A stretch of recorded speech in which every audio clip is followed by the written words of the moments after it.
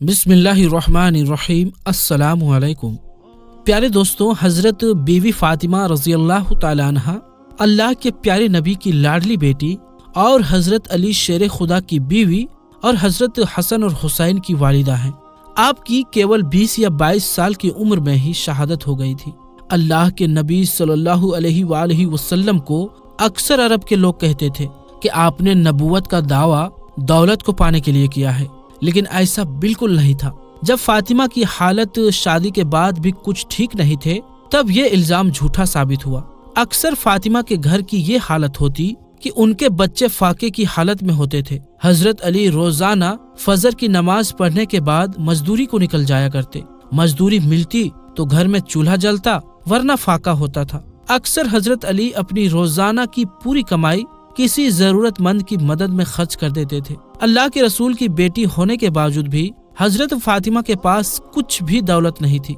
हजरत फातिमा का नूर और सादगी शायद ही दुनिया में किसी और औरत के पास में हो। वो घर में चक्की पीसने से लेकर झाड़ू, बर्तन और बच्चों के परवरिश सब काम खुद अपने ही हाथों से किया करती थी। हजरत अली के घर में बिस्तर के नाम पर ऊंट की एक सूखी खाल थी, जिस पर उनका ऊंट दिन में चारा खाता और रात में वही खाल सोने के काम में आती थी। इस तरह की जिंदगी होने के बावजूद भी हजरत फातिमा ने अपने शौहर से कभी कोई शिकायत नहीं की और न ही कभी कोई फरमाइश की। तारीख गवाह है कि हजरत अली और बीवी फातिमा का जोड़ा मिसाली रहा है।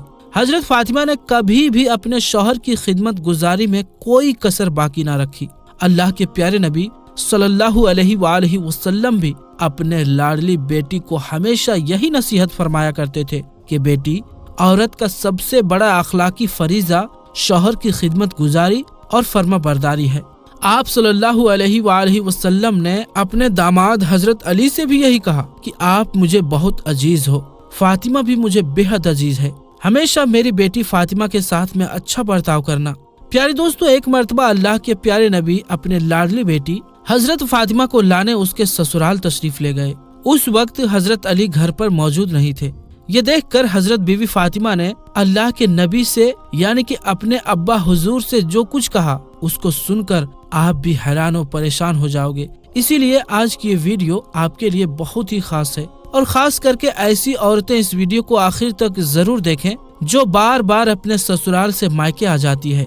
इंशाअल्लाह ऐसी औरतों की जिंदगी बदल जाएगी। दोस्तों, आज जो वाकया हम आपको बताने वाले हैं, ये वाकया हजरत फातिमा रजी अल्लाह तआला अन्हा की शादी के 3 दिन बाद का है। हजरत बीबी फातिमा रजी अल्लाह तआला अन्हा की शादी के 3 दिन के बाद में अल्लाह के प्यारे नबी हजरत मोहम्मद मुस्तफ़ा सल्लल्लाहु अलैहि वसल्लम अपने लाडली और प्यारी बेटी को लाने के लिए फातिमा के ससुराल गए, यानी कि हजरत अली के घर तशरीफ ले गए, और आपने अपनी प्यारी बेटी फातिमा को आजमाने के लिए इरशाद फरमाया कि बेटी फातिमा, मैं तुम्हें लेने के लिए आया हूँ, घर चलें। तो ये सुनकर हजरत फातिमा अपने वालिद मोहतरम से अर्ज करने लगी कि या रसूलल्लाह सल्लल्लाहु अलैहि वसल्लम, आप मेरे वालिद भी हैं और अल्लाह के नबी भी हैं। मेरी कोई जरूरत नहीं कि मैं आपको इनकार करूं, लेकिन अब्बा हुजूर, मैंने आप ही से सुना है कि शौहर की इजाजत के बगैर कभी भी घर से मत निकलना। अभी मेरे शौहर घर पर नहीं है, अगर इजाजत दो तो मैं अपने शौहर हजरत अली का इंतजार कर लूं। बेटी के मुंह से ये बात सुनकर अल्लाह के प्यारे नबी की आंखों में आंसू आ गए। आपने अपनी आहत को समेटा और फिर अल्लाह के रसूल वहीं पर यानी कि वही कच्ची जमीन पर दीवार से टेक लगाए हुए बैठ गए और हजरत अली का इंतजार करने लगे। आज ये भी बड़ी अजीब बात थी कि आज हजरत अली भी घर बड़ी देरी से आए। जब हजरत अली घर आए तो आपने देखा कि घर में अल्लाह के प्यारे नबी कच्ची जमीन पर दीवार से टेक लगाए हुए बैठे हैं।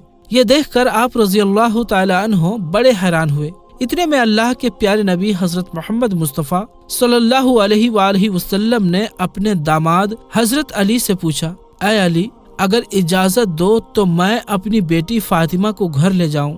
ये सुनकर हजरत अली फूट फूट कर रोने लगे और अर्ज करने लगे, या रसूलल्लाह सल्लल्लाहु अलैहि वसल्लम, मेरा रंग रूप कुछ भी नहीं, मेरी आज जितनी भी इज्जत है वो सब आपके कदमों की बरकत से है। या रसूलल्लाह सल्लल्लाहु अलैहि वसल्लम, फिर मैं आपको कैसे इजाजत दूं? ये कैसे हो सकता है?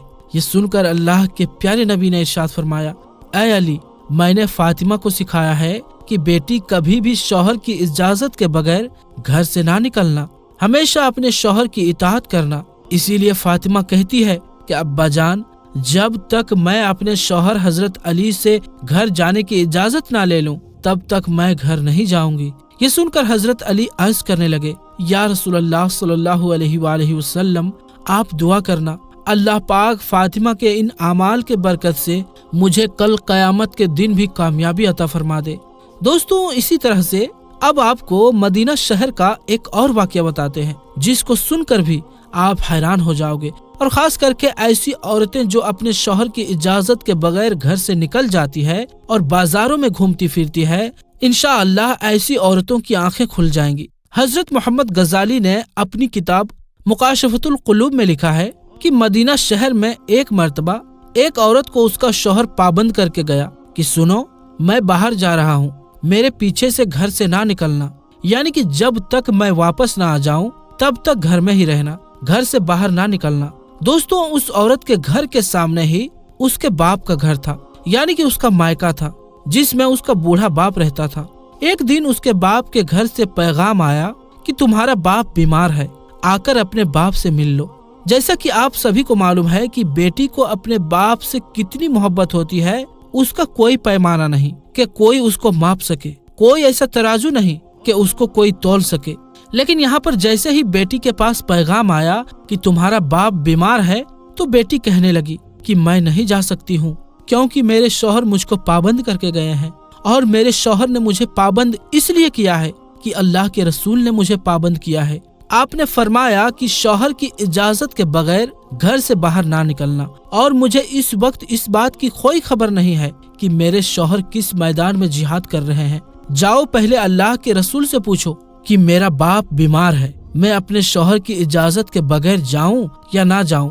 फिर अल्लाह के नबी से जब इस बारे में सवाल किया गया तो आपने फरमाया कि जाकर उस औरत से कह दो कि अगर शौहर की इताअत करोगी तो अल्लाह ताला तुम्हें बेहतर जज़ा अता फरमाएगा।